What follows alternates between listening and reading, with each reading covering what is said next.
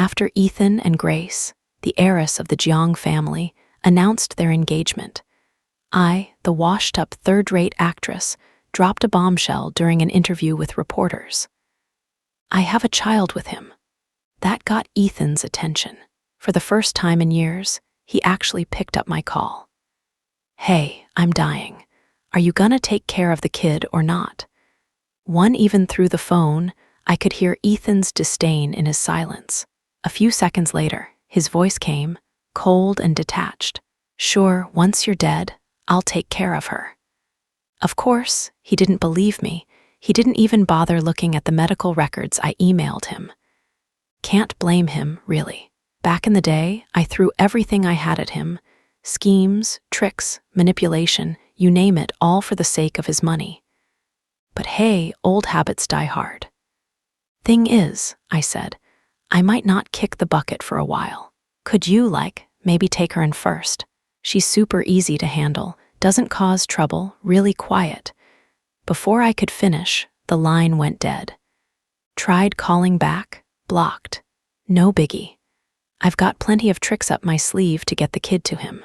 I turned around to see 6-year-old Lily staring up at me with those big, teary eyes of hers, holding up a plate of fried eggs like some kind of treasure. Mommy, I learned how to fry eggs in the little pan. I'll take care of you, I promise. Mommy, please, don't send me away, okay? She climbed onto the bed and started feeding me bits of egg with a tiny spoon. That's when I noticed the small blister on her soft, chubby cheek, probably from oil splattering while she cooked. A pang of guilt stabbed at my chest. What kind of monster was I, making a little kid take care of me? I've been lazy lately, sleeping all day, barely keeping an eye on her. No wonder she's so neglected. Her pigtails are always messy, her clothes are worn out, and she's practically been living on scraps. Her little chin's gone sharp from all the missed meals. Yeah, it's better if Ethan takes her in. At least his dogs eat better than she does right now. I tried reasoning with her. Sweetie, we're broke, and Mommy's really sick. I could die any day now. How are you supposed to survive all alone? Go to your dad's, you'll have a better life there. I pointed at a photo. See, that's your dad. And that's your dad's fiancée, your new mom. Once you're with them, you three will be one big happy family. And hey, your classmate Tommy won't tease you about not having a dad anymore. Lily clutched her bunny plushie tightly, big, fat tears rolling down her cheeks. I don't want a dad. I don't want a new mom. I just want my own mommy. Stubborn little thing, definitely takes after me, but I'm her mom. I'm * more stubborn than she is. Eventually, I convinced her. She hiccuped through her tears, her wide eyes blinking up at me. If Daddy's so rich, can't he take Mommy to the hospital to get better? I pinched her little cheeks. Your dad hates me. If you say something like that, he'll throw you out too. You need to tell him Mommy's a horrible, evil woman who hits you, yells at you, doesn't let you go to school, and never feeds you enough. That way, he'll side with you and believe you. 2, I timed it perfectly. Waiting until the day of Ethan's company anniversary celebration to deliver the kid. There he was, standing on stage in his sharp suit, all dashing and glowing with confidence. I couldn't help but recall what he'd said to his mom 6 years ago. It's just someone I'm playing around with. Don't worry, I'd never actually bring her home. Not that I had any real feelings for him either, but hey, I hold grudges. And soon, his smug face was about to take a hit. The second he stepped off the stage, Lily shot toward him like a tiny missile. Daddy, Daddy. Ethan froze, staring at the little girl whose face was a 90% match to his own. He looked like he was about to lose his mind. A bitter laugh escaped him. Unbelievable. Olivia really dared to secretly raise my kid. The event descended into chaos. Sure, the kid was ours *, but because he's rich, the crowd immediately turned on me. Wow, so Olivia's claims were true for once. Who'd have thought? She totally planned this to mess things up before the Zhujiang wedding. Joe Corporation's stock is gonna tank tomorrow. Classic Olivia, stirring up drama to make a buck. But seriously, look at the kid's sweater, it's all pilled, and her face has a burn mark. Even if the kid's just a tool for her schemes, couldn't she at least take better care of her? Man, having a mom like that is just bad luck for the kid. The harsher the insults, the more satisfied I felt. At least this way, Lily would understand her mom's just a terrible person. That way, when I sent her off, she wouldn't come running back to me. Because, let's be honest, raising a kid is a real pain. Ethan crouched down, visibly trying to keep his anger in check. Where's Olivia? How much does she want this time? Mommy doesn't want money. Mommy's already dead. 3. Ethan froze. When did it happen? Lily suddenly seemed to remember something. She shoved her bunny plushie into Ethan's hands. Daddy, hold this for me. Then she pulled a pastel blue urn and a forged death certificate out of her backpack. She died 2 days ago. The ashes were still fresh. These were all things I had taught her. Ethan remained silent for a moment, his expression unreadable. Lily cautiously looked up at him. Daddy, will you take care of me? Daddy, I'm not picky about food. Mommy said the Samoyed at your house eats really well. I can eat the same as it does. I couldn't help but laugh. Silly girl, I thought. Just because I said the dog food at his place is good doesn't mean you should actually eat it. Ethan clenched his teeth and forced out a sentence. Does your mom feed you dog food? Is that how she's been raising you? Lily tilted her head, thought about it, and nodded. This was another thing I had taught her. If Daddy ever asked about Mommy's shortcomings, she should always say yes. Ethan's face visibly darkened. He turned to his assistant and gave a cold instruction. Scatter the ashes. No matter who dies, she always manages to stay alive. That scammer. In the end, he picked up Lily and left under the escort of his assistant and bodyguards. The reporters snapped away with their cameras, their flashes lighting up the scene like a storm. A few particularly relentless paparazzi, the kind that never let go of a juicy story, were actually ones I had tipped off myself. It didn't matter how hard Ethan tried to suppress the headlines later. At least for now, the public narrative had been set. This child was his, and he had no choice but to acknowledge her. I had achieved my goal. Oh, and as for how the child got there, I had a delivery guy drop her off at the scene. Everything above was relayed to me by him, with some of my own imagination filling in the gaps. Because, as for me, I couldn't possibly be there in person. I had just been rushed to the hospital by ambulance 2 days ago. The gossip from the adjacent hospital bed woke me up. Quick, tell me, what happened with that kid on the trending news? Did the Joe family acknowledge her? Of course they did. How could they not? A paternity test confirmed it. My cousin says Ethan even dotes on her. He's been taking her to work with him. Your cousin knows about this. She's Ethan's assistant. She says the kid is super obedient and adorable.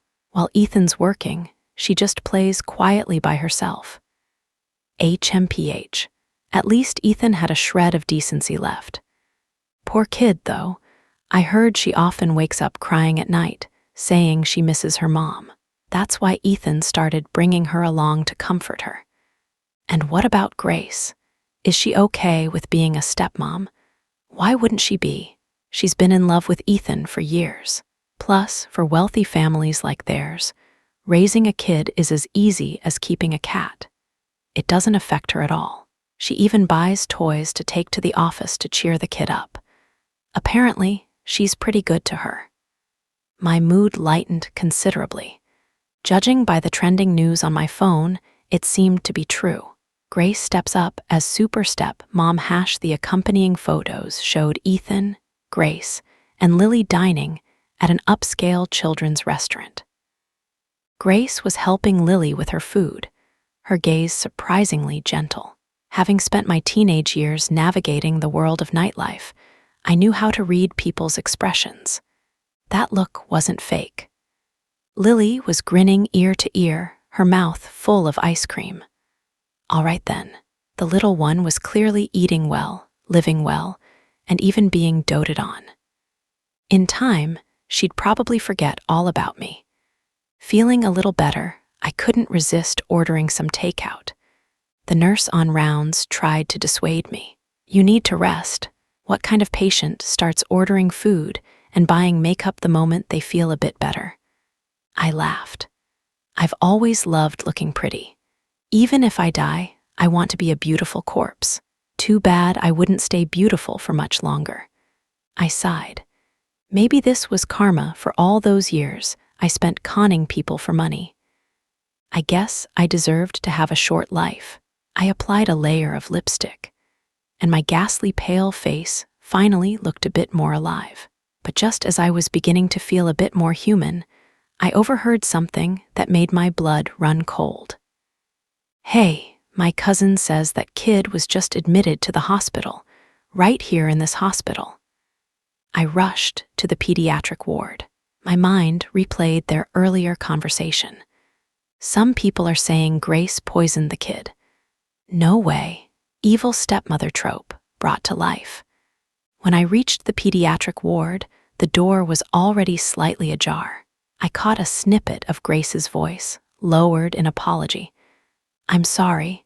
I didn't know she was allergic to mangoes. I shouldn't have given her mango juice. Ethan reassured her. It's all right. It was just an accident. If anyone's to blame, it's Olivia for not taking proper care of her. How could a mother not even know her child is allergic to mangoes? To soothe his fiancée, Ethan was more than willing to toss me under the bus. What a dog. I waited until they left before sneaking into the room. Lily had just woken up. Her bleary eyes lit up the moment she saw me. She stretched her little arms toward me. Mommy, hug me.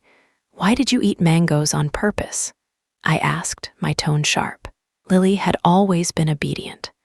She knew mangoes would make her sick and had never touched them before. And I knew Grace, someone with her status and intelligence, wouldn't stoop to something so petty. That left only one possibility. Lily had done it deliberately. She snuggled into my arms and whispered, I'm sorry, Mommy. I just missed you so much. I knew you were in the hospital. If I had an allergic reaction, Daddy would definitely bring me here. There were thousands of hospitals in South City. The fact that this little rascal managed to find me could only be chalked up to luck. She grinned, her smile as bright as the sun. It worked. I got to see you. I was furious. The Joe family gives you food, shelter, and people to dote on you. What do you need me for? From now on, you're not allowed to pull stunts like this. And you're certainly not allowed to think about me. I'm busy. I have to go. But her tiny hand clung to me tightly, refusing to let go. With reddened eyes, Lily pleaded with me, Mom, can you stay with me for a little while longer? Just a little while, please. She gently touched my nose. Mom, does it still hurt? Does your nose still bleed? A wave of sorrow surged through me, swallowing me whole. If I weren't dying, how could I ever leave her behind? Lily clung to me, chattering nonstop. Dad's house is so big, and there are so many people there.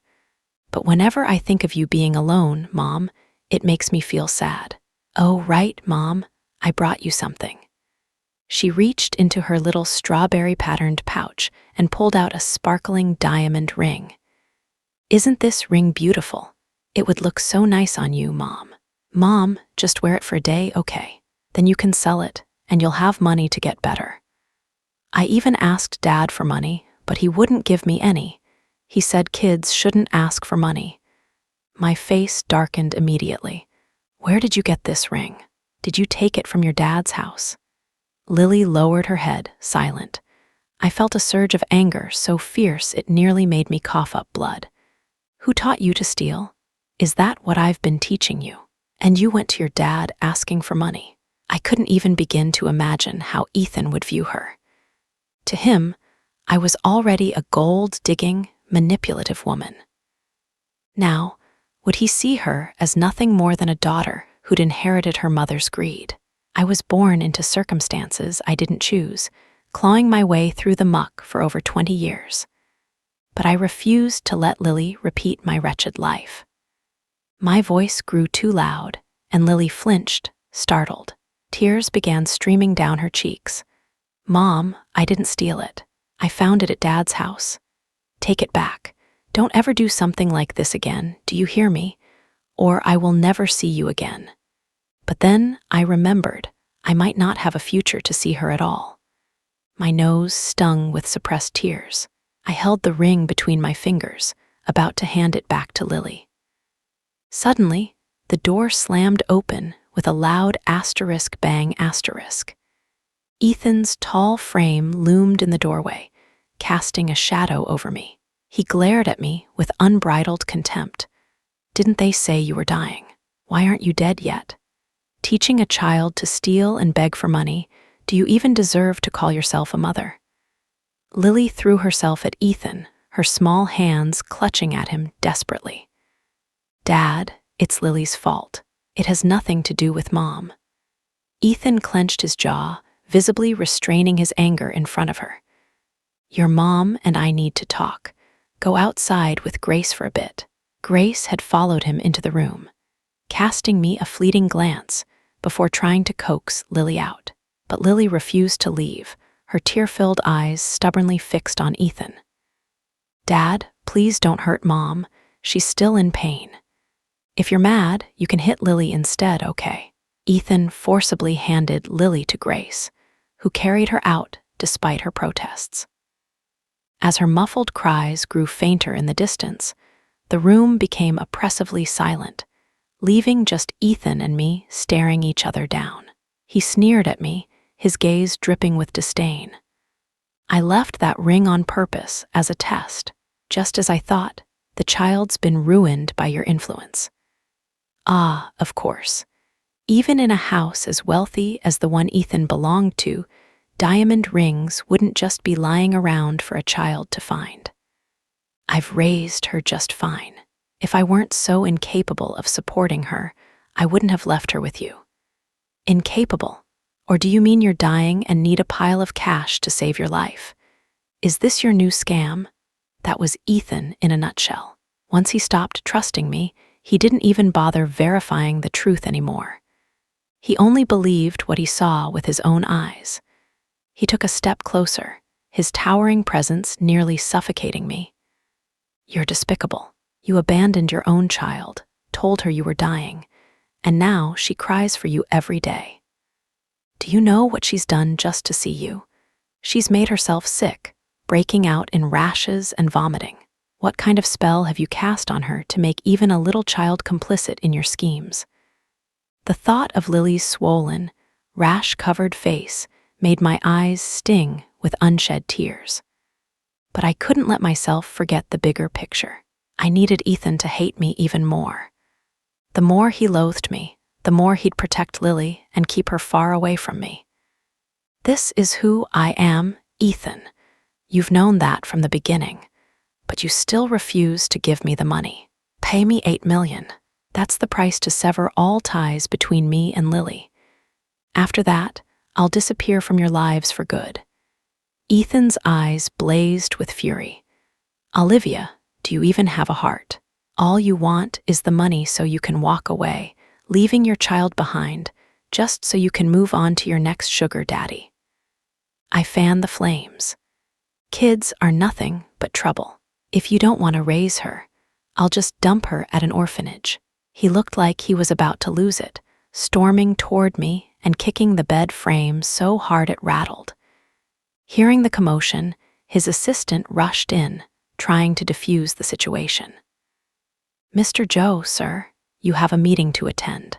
The assistant pulled Ethan back while I sat there, utterly unbothered.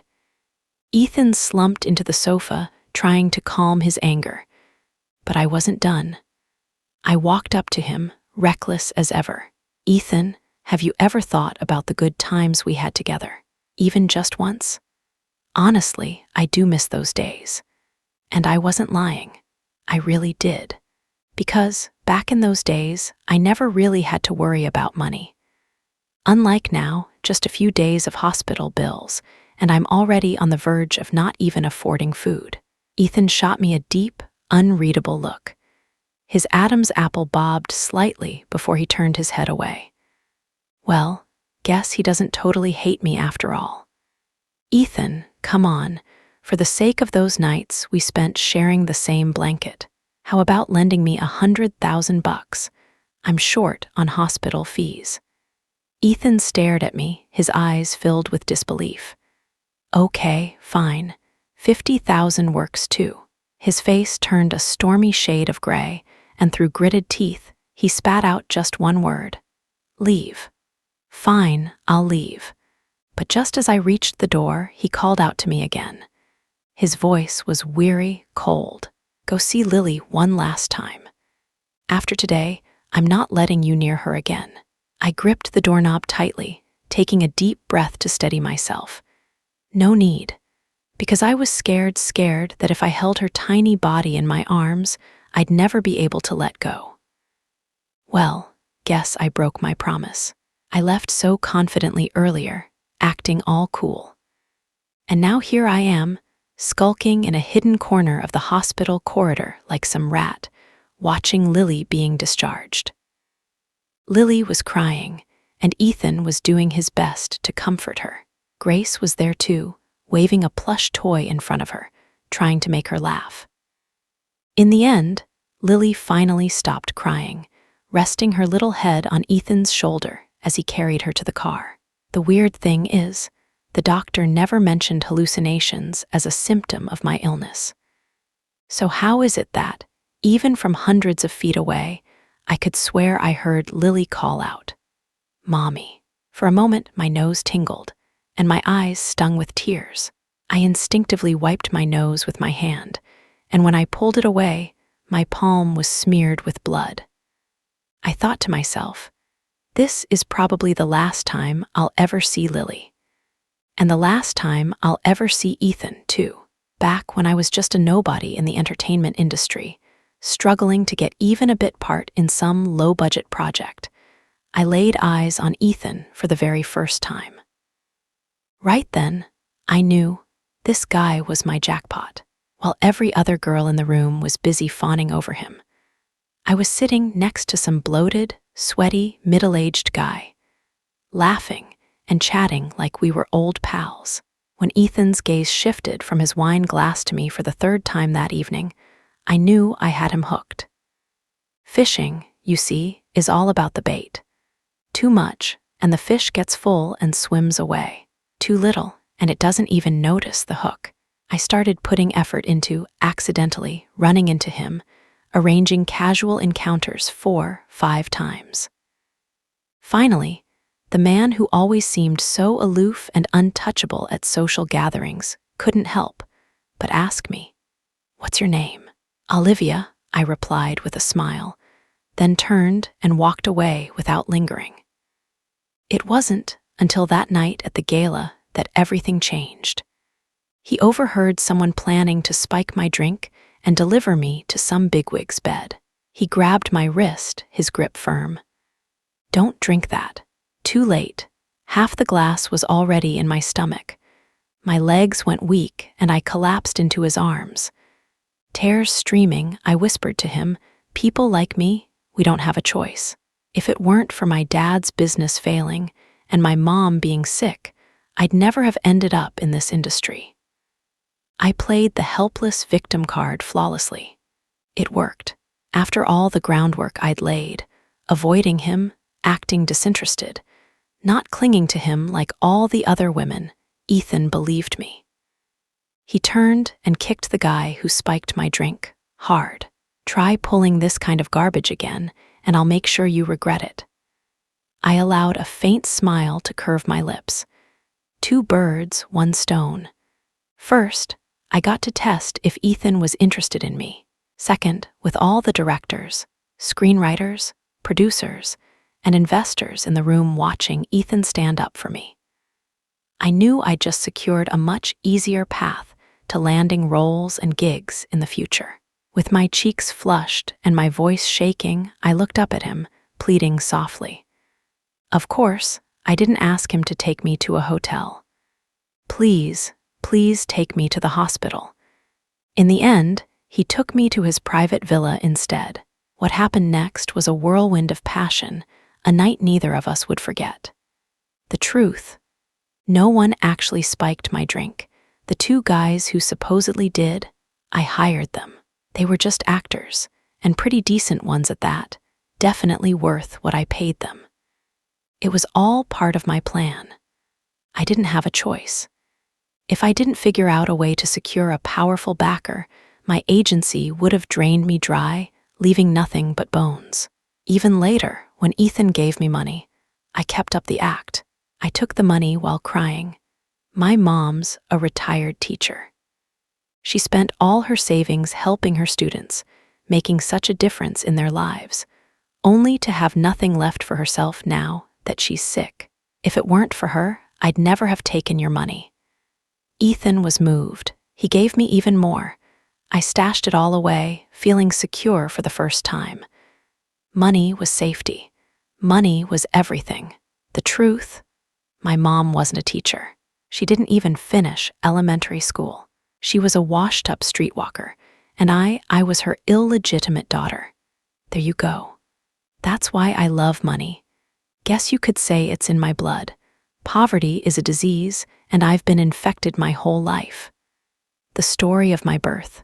It's long, messy, and not the least bit glamorous. My mom's deadbeat boyfriend ran off when she got pregnant.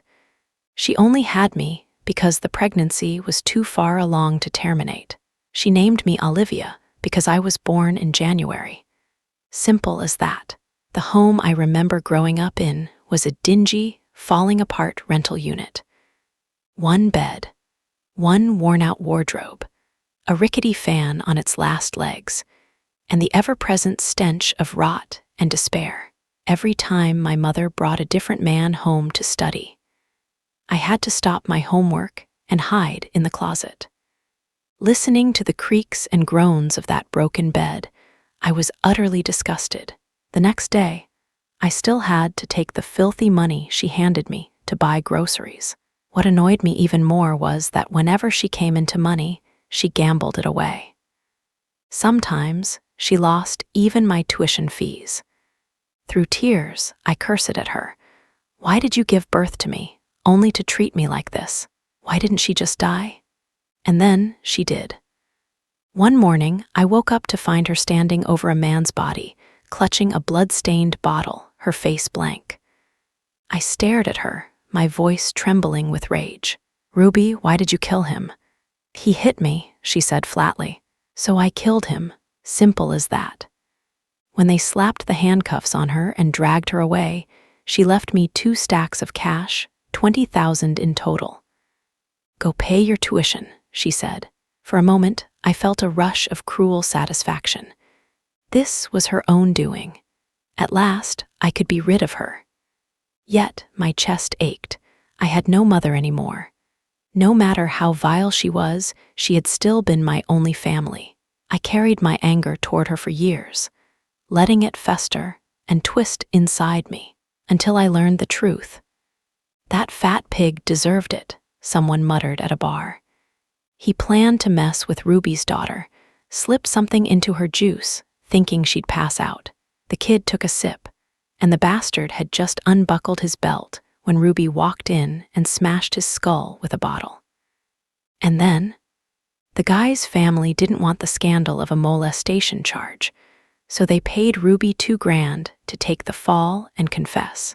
Are you sure? His wife let it slip. It's true. How pathetic. $2,000 to silence her, to buy out the rest of her life. Ruby never taught me how to be a good mother. Even in the end, all she could do was lie to her child. That, at least, I learned perfectly. After being discharged from the hospital, I spent my days idling around, waiting to die. What a failure. For all the accusations of being a scheming woman, my bank account was practically empty. Raising a child drained money fast. Add to that the endless medical bills, and I was left with nearly nothing. Ethan had given me plenty back in the day. But then I got pregnant with Lily, and everything spiraled out of control. I overheard Ethan on the phone with his mother one afternoon. "It's just a fling," he said. "I'd never actually bring her into the family. Don't worry." It stung, but not enough to surprise me. I had no illusions. At best, Ethan and I were a transaction, nothing more. I once had a friend who naively fell in love with a wealthy heir, dreaming she could use their child to climb into his family. She ended up beaten so badly by his future mother-in-law that she miscarried. I wasn't that foolish. Money was enough for me. Only an idiot would want to raise a child. And yet, there I was, staring at the grainy black and white of the ultrasound, unable to harden my heart. "Little bean sprout," I whispered to the image. "I'll raise you on my own, okay?" I was terrified Ethan's family would find out and force me to have an abortion. So, without a word, I took the money and ran. Ethan was furious at the abrupt, clean break. Most of my funds hadn't even been moved yet before he froze my accounts. The rumors spread fast. "Ethan's finally fallen for someone, and it turns out to be a scheming woman," they said. "Don't cast Olivia for anything. You don't want to cross Ethan." My career in the entertainment industry was essentially over. While Ethan drowned his anger in clubs and bars, I spent my days drowning in baby formula and sleepless nights. "Why are you crying?" I'd wail at Lily. "I'm going to go bald trying to figure you out." Sometimes her cries would break me, and I'd cry too, helpless and exhausted. But she grew, healthy and bright. She started calling me Mommy in her clear little voice. She'd shove her snacks into my mouth, insisting I share. She'd curl up against me, soft and warm, and whisper, "I love you, Mommy." On Kingaming Festival, I visited Ruby's grave. Pride swelled in my chest as I stood there. "See, I'm better at raising a child than you ever were." And then I got sick. The house felt cavernous without Lily, empty, silent.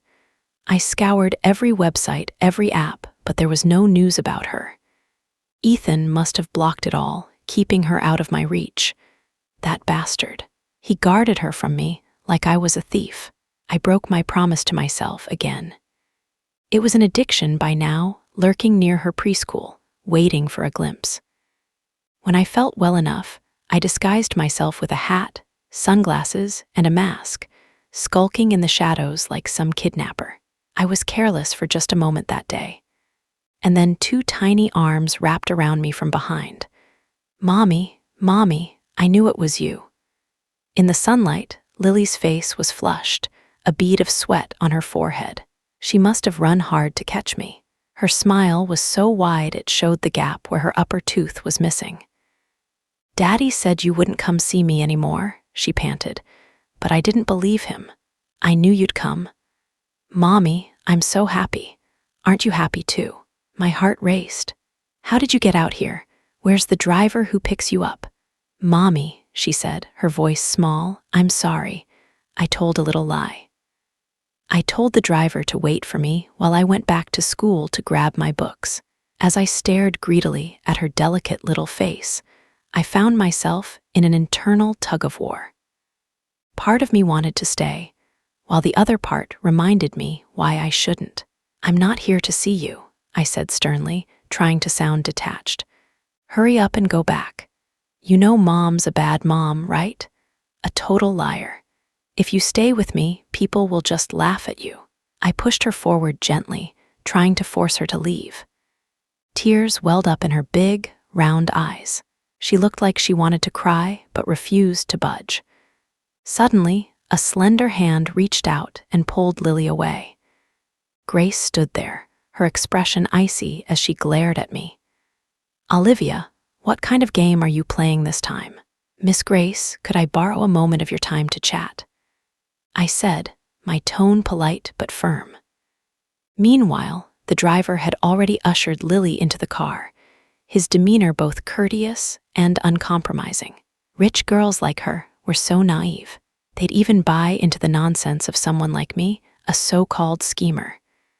Grace and I walked toward the lakeside, which wasn't far from where we had been. Olivia, what exactly do you want? Money? Or are you trying to use the kid to get Ethan's attention? Grace's voice carried an edge, but her vulnerability was evident. As a woman myself, I could tell she genuinely liked Ethan. I chuckled softly. Neither. Grace stared at me in silence, waiting for me to elaborate. I know you and Ethan will have your own kids someday, I began. But no matter what, you can ignore Lily all you want. Just don't bully her. Grace snorted, her tone dripping with disdain. And what makes you think you have the right to ask me for anything? I don't have the right, I replied with a sly smile. But I do have my methods. Before she could respond, I suddenly grabbed her wrist and tugged her toward the edge of the lake. I leaned in close, my grin eerily playful. One more step, and you'll fall right into the water. Grace's face twisted in fury. Are you insane? You think you can push me into the lake? You do realize I can swim, right? Of course I know, I said cheerfully, because the one falling into the water wasn't going to be her, it was going to be me. Within seconds, the cold lake water enveloped me, dragging me downward. With a loud splash, someone jumped in after me, pulling me back to the surface. When we finally got back to the shore, Grace looked like she wanted to explode. I didn't push you, you fell in by yourself. What the hell was that supposed to mean? She shouted, furious. I smiled faintly. It's in moments like these, when no one else is around, that a person's true nature is revealed. In life or death situations, people who are inherently kind won't go too far wrong. If you were willing to save me, then I know you wouldn't treat Lily poorly. Grace rolled her eyes, exasperated. And what if I hadn't saved you? What if I just let you drown? No one would have seen it happen anyway. I pointed toward a small wooden cabin not far from the lakeside. There's a camera installed over there, I said with a smirk. My backup plan was this. If you didn't save me, if you were truly as heartless as that, then I'd just die. But if I didn't resurface within an hour, the footage would automatically be sent to the press. I wrung out the water from my hair, my tone nonchalant. Don't forget, I used to be an actress. I know exactly how to position myself and fall in a way that makes it look like you pushed me. I've been observing you for weeks. Every Wednesday, you come to pick Lily up from school. Even Lily running into me today wasn't a coincidence. It was all part of my plan. If the news broke that you killed someone, do you think the Joe family would still marry you? Even if Ethan likes you, he'd have to weigh the Joe family's reputation and interests. Grace's eyes widened in disbelief. You're insane, she whispered, her voice trembling. You're absolutely insane, risking your own life to pull off something like this. Mom, Lily's voice cut through the tension as she wriggled free from the driver and ran over to us. Mom fell in the lake just now, but Aunt Grace saved her. I said quickly, my voice light and cheerful. Lily had always been a sweet, grateful child. She immediately ran over to hug Grace. Thank you, Aunt Grace. You're such a good person. I really, really like you. Grace looked visibly uncomfortable, her arms stiff as she tried to avoid the wet hug. Don't hug me, I'm all wet. I patted her shoulder with a knowing look. The kid likes you, Ethan likes the kid, and by extension, Ethan will like you even more. See? Totally worth it. After bundling Lily back into the car, I turned to Grace one last time. In the future, when you have your own kids, you'll understand. As parents, we plan far ahead for the sake of our children. Before I walked away, Grace stopped me, her expression thoughtful. If you think making the kid hate you and resent, you will help her detach from her mother more quickly. That's just another form of harm. My doctor called again, urging me to check into the hospital. At least get some treatment. It could buy you more time. No, thank you, I replied flatly. I really don't have the money. The doctor sighed heavily before hanging up. In truth, I wasn't completely broke. The day I was diagnosed, I started planning how to ensure Lily would end up with Ethan. I'd already put all my savings into a trust. If Ethan refused to raise her or treated her poorly, she'd still have a safety net. I always thought I'd die alone in my apartment, my body only discovered after the smell became unbearable. But life is unpredictable. Sometimes it throws you a curveball. That day, the sun was shining brightly, and I felt unusually energetic, almost like a final burst of vitality. I went for a walk and found myself on a pedestrian bridge. Below, I heard a commotion. People were shouting. The child fell into the river. Can anyone swim? Panic rippled through the crowd. Some people shouted, others simply watched. Whether they truly couldn't swim or just didn't dare to, no one was willing to risk jumping in to save the child. The river was fierce, swollen by the recent rain. I handed my phone to a bespectacled girl who had just called for rescue. Then, with all the strength I could muster, I dove into the rushing waters. Grace would probably never know that, years ago, she was the city's youth swimming champion, and I was the sixth-place finisher, watching her from the sidelines, my heart full of admiration. I swam without formal training, just raw instinct. We couldn't afford lessons, but I always believed that, had I been given the same opportunity, I could have stood on that podium too.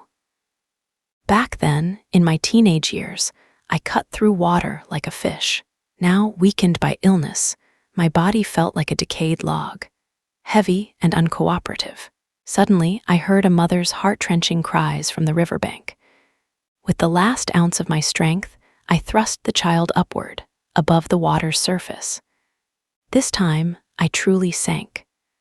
Lily, my sweet baby, Mommy really has to leave this time. The next day, a local headline in South City went viral.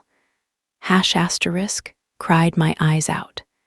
People called her a gold digger, but she gave her life to save someone else. She's incredible, such a kind soul. So all that stuff about her being blacklisted in the entertainment industry, it was all slander, wasn't it? Rest in peace. I'm sorry for ever condemning her. I was wrong. No wonder there's a saying in the industry, people only start loving you after you're dead. To be honest, I really was a scheming woman. Even in my final moments, I couldn't resist a bit of strategy. I tossed my phone to that girl on shore, its screen filled with my personal information. I wanted the media to know it was me as soon as possible. Grace's words had opened my eyes. I had spent so much time trying to play the villain, hoping to push Lily away from me sooner, but I hadn't realized how much that could hurt her too. I didn't want Lily to grow up one day, searching my name online only to find a flood of insults and lies.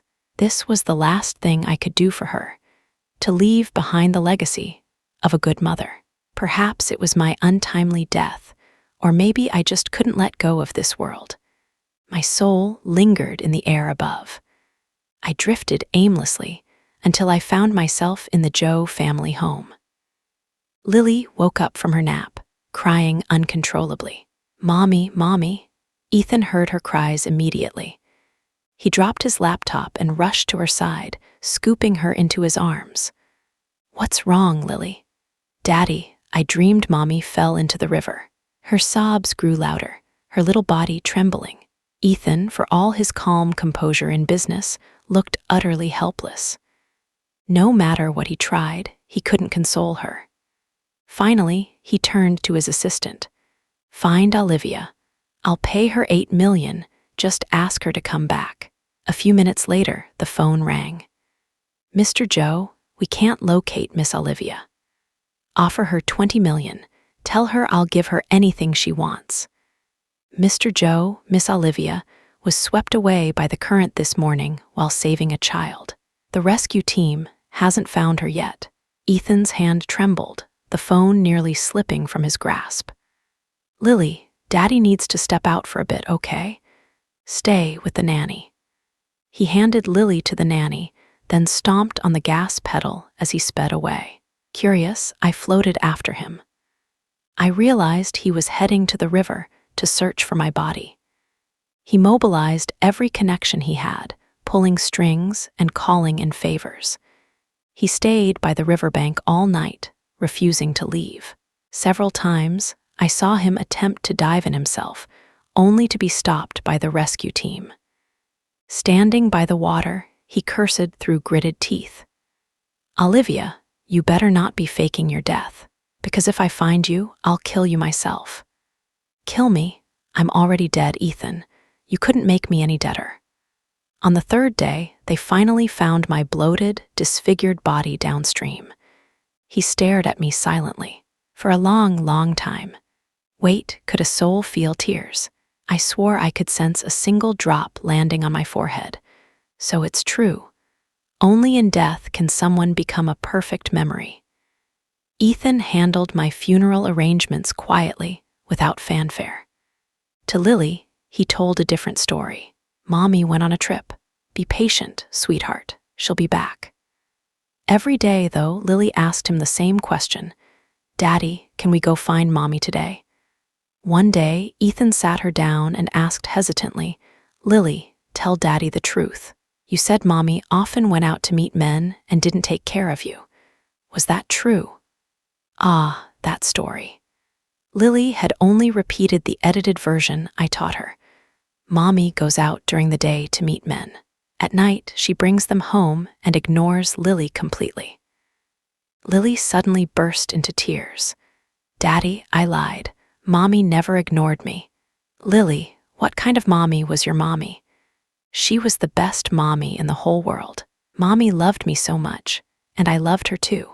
Mommy made me yummy food, braided my hair so pretty, told me the best stories. When I got sick, Mommy would hide and cry by herself. Mommy, I didn't know a soul could feel pain, but it hit me in waves, sharp and relentless. I'm sorry, Lily. I brought you into this world but couldn't stay to watch you grow up. Ethan seemed to remember something suddenly. He opened his laptop in a panic and searched through his emails until he found it, a medical report from 3 months ago. It was mine. He stayed silent for a long time. Slowly, he wrapped Lily in his arms, burying his head on her small shoulder. Lily, I'm sorry. It's Daddy's fault. Daddy wronged Mommy. Daddy, are you crying? Your tears feel cold. Ethan's voice trembled, sounding like a wounded little animal. Lily patted Ethan gently, then suddenly asked, Daddy, is Mommy dead? Ethan froze for a moment. Lily's eyes turned red, but she forced a smile. Daddy, Mommy used to say that if she ever went to heaven after she died, she'd turn into the moon to watch over me. I have to grow up happy, so that Mommy will be happy too when she looks at me. Sweetheart, thank you for remembering every word Mommy said. I remember when I told her I was sick and might die. She clung to the side of my bed, crying, Mommy can't die. If Mommy dies, Lily won't have a mommy anymore. I casually reassured her. Even if Mommy dies, she'll never leave you. She'll turn into the moon and watch over you. Lily, just look up, and you'll see Mommy. My soul was growing thinner and thinner, on the verge of disappearing completely.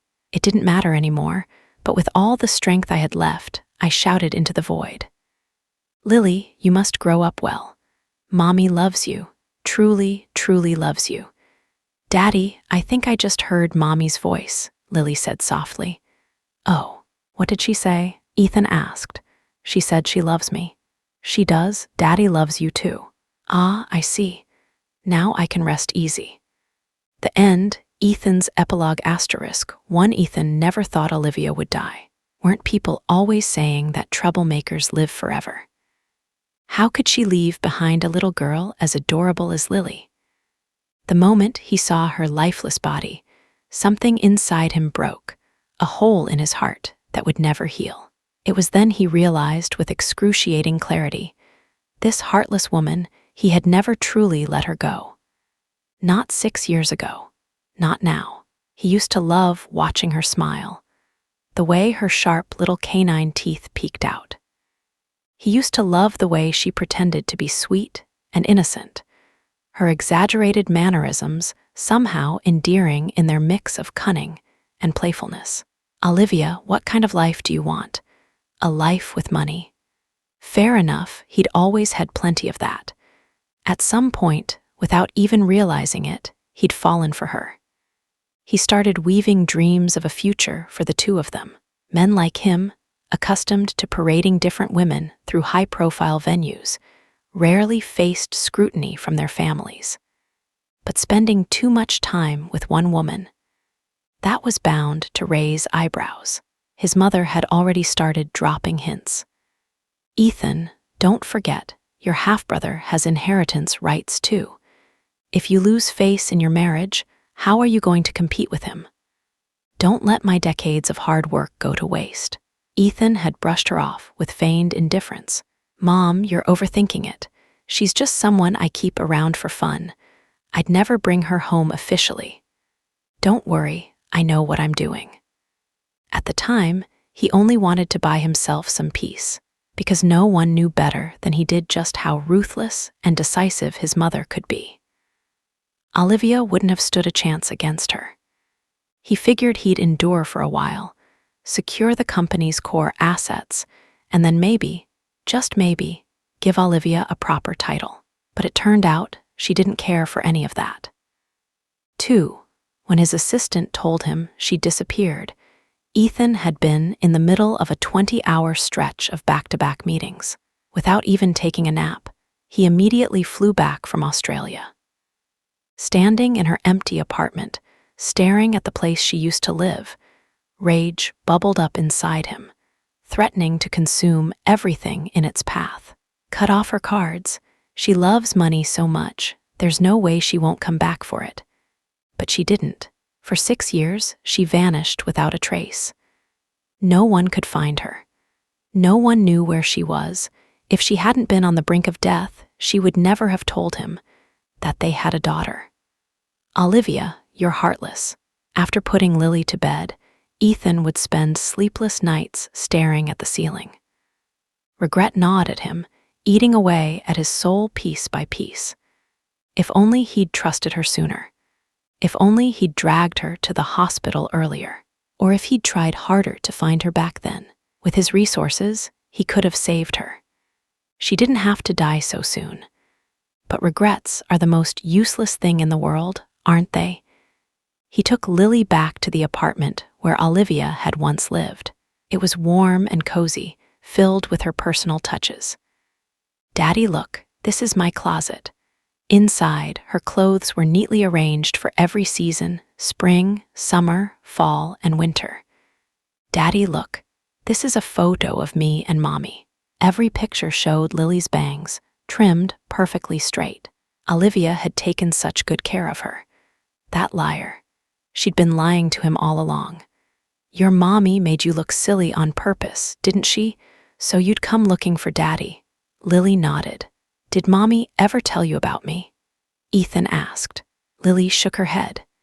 Deep down, he desperately wanted to know, had Olivia ever truly cared for him? But she'd left no trace behind. That little liar. Was this her way of making him suffer the pain of unrequited love all alone? Lily climbed into bed, holding a spoon in her tiny hand, ready to feed him small bites of boiled egg. Let's break off the engagement, Ethan, Olivia said, her voice steady but her heart trembling. Ethan looked at her calmly, his expression unreadable. Are you sure? I love you, but you know my personality, Olivia replied, her tone resolute. I'd rather shatter like jade than live like pottery. The wind tugged at her hair as she continued, her gaze unwavering. Your heart belongs to someone else. I've tried, but I can never win against someone who's no longer here. It's better for me to find my own sky, my own freedom." She let out a bitter laugh. "Besides, there are plenty of people who adore me. Why should I hang myself on this tree?" Ethan smiled faintly, but said nothing. Later, Lily tugged at Grace's sleeve, her young voice laced with concern. "Grace, will you come back to see me?" Grace knelt down, brushing Lily's soft hair gently. "Of course I will. I promised your mom I'd take care of you. Even if I don't marry your dad, I can still be here for you. How about I be your godmother?" Lily's eyes lit up. "Okay." On the way home, Lily turned to Ethan, her small face serious.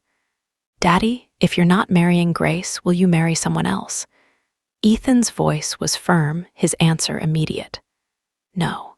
For the rest of my life, I only want to be with you, Lily, to make up for what your mom couldn't give you." "Is that okay?" Lily beamed, pointing at the night sky. "Daddy, look, the crescent moon tonight, it's Mommy smiling at us." Ethan's gaze softened as he looked up. "Yes, Mommy will always be with you, watching you grow up." The end.